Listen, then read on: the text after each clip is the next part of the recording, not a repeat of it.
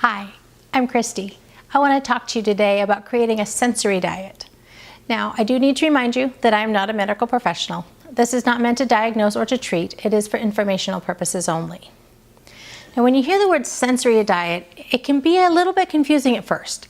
It really has nothing to do with food, so we'll get that out of the way right there. The basic explanation for it is it's what somebody with sensory processing disorder, or SPD, needs to function well in life. It's where you offer them activities and items that provide the sensory input that they need to be able to function at their best.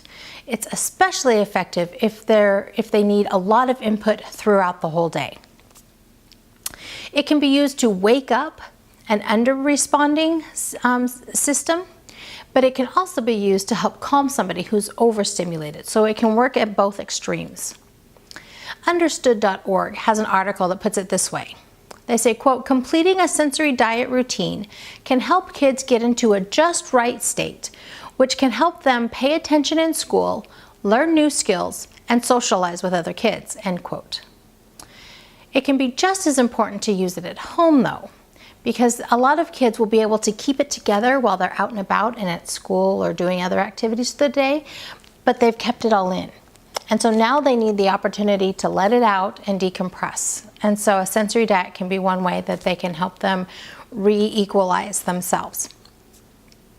Sensory processing disorder.com has an article that is included in different items that you can include in a sensory diet and how you might create one. SensoryProcessingBugs.com has an article that's really good. It's brief and it gives you an overview of the whole process. I would recommend talking to your OT to see if this would be of benefit to your loved one. If it is, they can also be the ones to help you make a plan and to give you an idea of what items to include.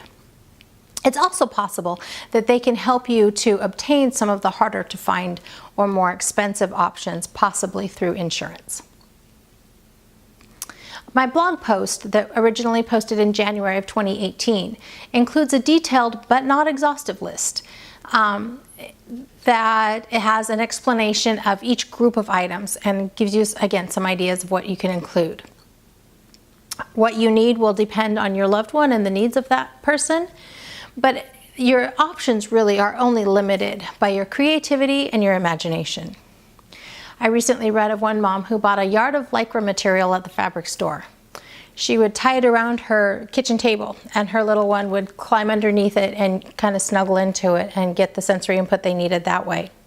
She said when they didn't need it, they would fold it up and put it away. She said they didn't need it all the time, but it was used almost every day in some way or another, and they had different places and different ways that they would use it. Over the years, we've done a number of different things with my oldest to help him provide the extra sensory input that he needs. We've used a mini trampoline.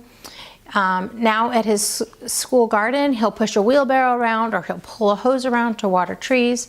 He likes really hard hugs. We've used weighted blankets. We've used weight belts. We've also used a weighted glove to help him learn when he was learning to write. He loves swings. We also discovered he loves roller coasters for the sensory input that they give him. When he was little, we did something called the big squish, where we would have him pull his legs up to his chest, wrap his arms around him, and then we would come behind him and wrap our arms around them. We'd pull him in really tight to us. A little bit of shaking, not hard, but just a little bit of extra sensory input that way. Give that kind of drop feel. He used to love that. Now that he's too big for us to do that, he'll come up to his dad sometimes to pull his dad's arm around him really hard. Sometimes it's up around his head or neck. Sometimes he'll pull both arms around him really tight. The blog post that I have also includes a list of companies that I would trust and that I would purchase from myself. I do need to tell you that I am an affiliate of some of them and I am seeking to become an affiliate of others. But any purchases that you make through those links will help me continue to provide quality information at no cost to you. So I do want to thank you for any uses that you can do through that.